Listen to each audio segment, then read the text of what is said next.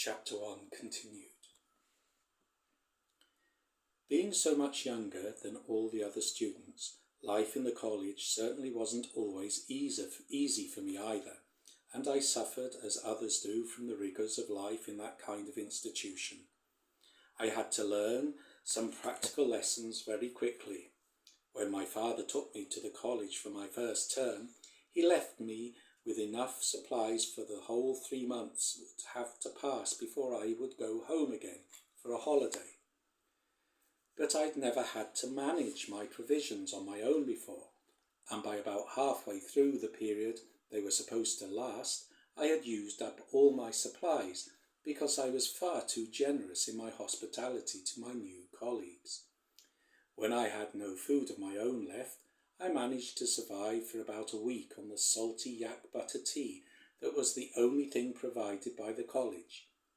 But then I got too hungry for my pride to matter anymore, and I finally found the courage to face the humiliation of having to go to ask to my teacher for help. He very kindly arranged for me to receive a bowl of soup every evening, and of course the next term I was a good deal more provident with my resources. The regulations in the college were very strictly enforced, and we had to remain in our small rooms every evening to practice and study after dinner until bedtime. Butter lamps and coal for heating were supplied for our use, but not in very generous quantities. And I remember that once the butter in my lamp ran out, before I completed reading through the large number of practices I had to recite every night to maintain the commitments I had made in receiving the very many initiations given to a tulku like myself.